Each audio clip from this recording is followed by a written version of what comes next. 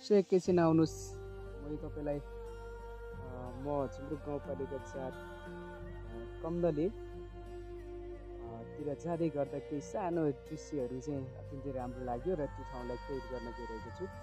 So तपाईँले देखिहाल्नुभयो यहाँनिर तपाईँको ओखरकोट, नाडीकोट, बारीकोट होइन, ठुलाबिसी, रसबरा होइन, धेरै ठाउँ जान सकिन्छ यो ठाउँबाट। विशेष गरी यहाँ तपाईँले देखेको ठाउँ हेर्नुहोस् है, पारी स्क्रिनमा देखिहाल्नुभयो तपाईँको त्यहाँ पारीको भागमा चाहिँ अत्यन्तै उत्कृष्ट ठाउँहरू छन् र सँगसँगै चाहिँ तपाईँको हिमालहरू देख्न सकिन्छ। हिमालहरू हेरिहाल्नुभयो, हिमालहरू देखिहाल्नुभयो नि।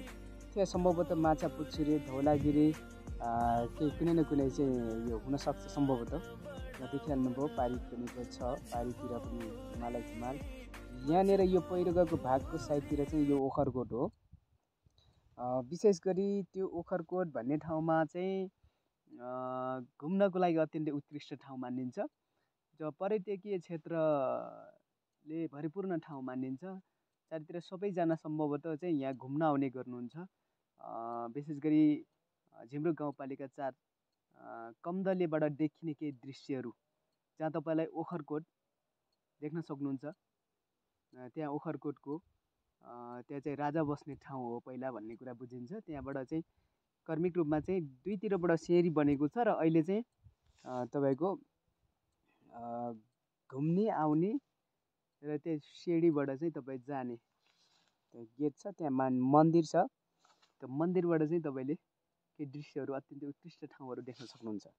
र हिमाल देख्न सक्ने ठाउँ विशेष गरी त्यो पारीको नारीकोट, यसपट्टि त्यतापट्टि बारीकोट, नारीकोट होइन, ओखरकोट, त्यसै गरी यहाँबाट देखिने कुराहरू यहाँबाट देख्न सकिन्छ।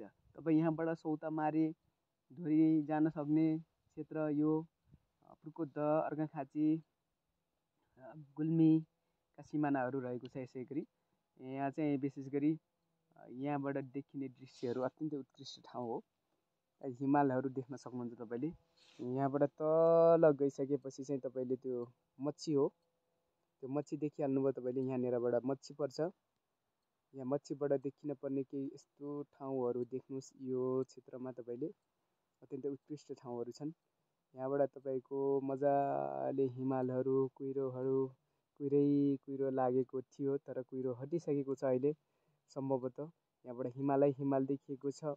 त्यो हिमाल देख्ने ठाउँ र त्यसपछि गएर ओखरकोट तपाईँ घुम्न आउने ठाउँ हो। त्यहाँ घुम्न छुटाउनु भएको छ भने कृपया नछुटाउनु होला तपाईँले, किनभने त्यहाँ अत्यन्तै राम्रो ठाउँहरू छ। राजा बस्ने ठाउँ जमानामा, अहिले चाहिँ एकदम चर्चित बनेको छ त्यो ठाउँमा। प्राय गरी सबैजना घुम्न आउने गर्नुहुन्छ त्यो ठाउँमा। तपाईँ पनि छुटाउनु भएको छ भने कृपया आउनु होला। त्यहाँ विशेष गरी दुईतिरबाट चाहिँ सिँढीहरू बनेको छ र एकतिर चाहिँ अहिले सिँढीहरू क्लियर छ भने अर्कोतिरबाट चाहिँ तयारी हुँदैछ। त्यो ठाउँबाट चाहिँ दुईतिर नै गेट छ। विशेष गरी यहाँ मच्छी बजारबाट चाहिँ तपाईँको करिब 20-25 मिनट, आधा घन्टाको बिचमा चाहिँ ओखरकोट पुग्न सकिन्छ। र तपाईँ आउन चाहनुहुन्छ भने यहाँको लोकेसनमा केही समस्या परे मलाई सम्झिनु होला। र बाटो पनि राम्रो छ, अहिले चाहिँ मजाले जान सकिन्छ र क्लियर बनेको छ बाटो पनि। र त्यसले गर्दा तपाईँहरूलाई एकदम समस्या भनेको केही पनि छैन। बाटो चिप्लोहरू त्यस्तो अप्ठ्यारो केही पनि छैन, सजिलै जान सकिन्छ त्यो ठाउँमा होइन। ओखरकोट ठाउँमा नारीकोट, बारीकोट होइन, ओखरकोट, ठुलाबिसी जाने क्षेत्र पनि यही हो। र यो सँगसँगै यसको मुनिपट्टिबाट चाहिँ तपाईँको सौतामारी फेदी, सौतामारी ढुडी, बाङ्गे होइन, त्यस्तै गरी बौडा, यो धेरै ठाउँ जान सकिन्छ। तपाईँको गुल्मी, अर्घाखाँची तिर चाहिँ जान सक्ने क्षेत्रहरू छन् र सम्भवतः अत्यन्तै राम्रो ठाउँ हो। कृपया नछुटाउनु होला तपाईँहरू पनि। यो ठाउँमा आउनु होला, घुम्नु होला होइन। सो म तपाईँलाई यो सानो भिडियो मात्र कैद गरेको हो।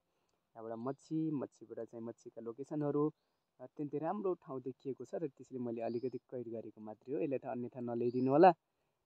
सो दामी लागिरहेको छ यो चाहिँ मच्छी है। यहाँबाट म मच्छी जाने हो, एकछिनपछि फर्किन्छु। तपाईँलाई फेरि पनि तपाईँलाई यस्ता भिडियोहरू कैद गर्नुको लागि म तपाईँलाई फेरि भिडियोहरू देखाउने छु। अहिलेलाई भने यति नै गरी फेरि तपाईँहरूसँग छुट्टिने, फेरि पनि तपाईँहरूसँग भेटिने यो रहिरहन्छ नै मेरो निरन्तर काम रहनेछ। तपाईँले चाहिँ देखिहाल्नुभयो हिमालै हिमाल। सो लास्टमा चाहिँ हिमाल हेर्नुहोस् अनि त्यसपछि क्लोज गरौँ ल। दामी ठाउँ दामी ल।